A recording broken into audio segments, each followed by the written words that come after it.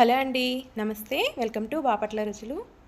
ఈరోజు వీడియోలో ఏదన్నా స్వీట్ తినాలనిపించినప్పుడు కేవలం 5-10 నిమిషాల్లో క్విక్గా చేసుకోగలిగే రెసిపీ అండి గోధుమ పిండి బూరెలు. మైదా పంచదార వాడకుండా కేవలం గోధుమ పిండి బెల్లంతో ఈ స్వీట్ చేసేసుకోవచ్చు. పిల్లలు స్కూల్ నుంచి రాగానే వాళ్ళకి పెట్టడానికి కూడా చాలా బాగుంటుంది. సాఫ్ట్గా టేస్టీగా చాలా బాగుంటాయండి. అది ఎలా తయారు చేయాలో చూద్దాం.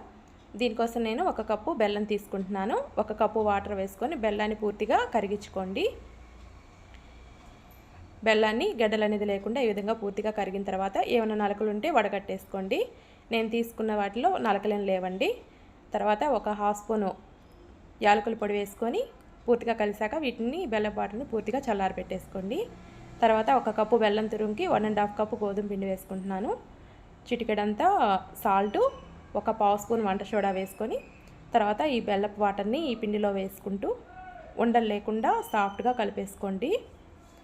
మొత్తాన్ని ఒకేసారి వేయకుండా చూసుకుంటూ మీకు ఎంత పడతాయో అంత వేసుకోండి. పిండి కన్సిస్టెన్సీ అనేది దోశల పిండిలాగా జారుగా రావాలండి. అలా అని మరీ జారుగా కాకుండా మరీ గట్టిగా కాకుండా దోశ పిండిలాగా ఉంటే సరిపోతుంది.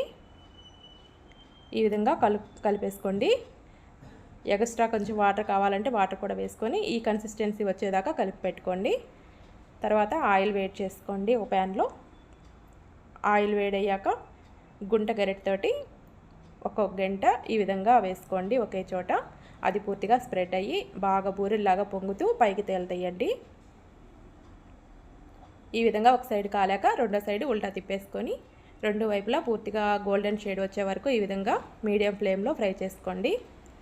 ఎంతో టేస్టీగా సాఫ్ట్గా చాలా బాగుంటాయండి. కేవలం 5-10 నిమిషాల్లో చేసేసుకోవచ్చు.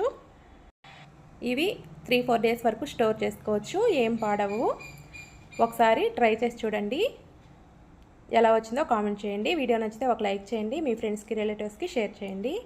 ఇలాంటి మరిన్ని సింపుల్ అండ్ టేస్టీ రెసిపీస్ కోసం మన ఛానల్ని సబ్స్క్రైబ్ చేసుకోండి. Thanks for watching.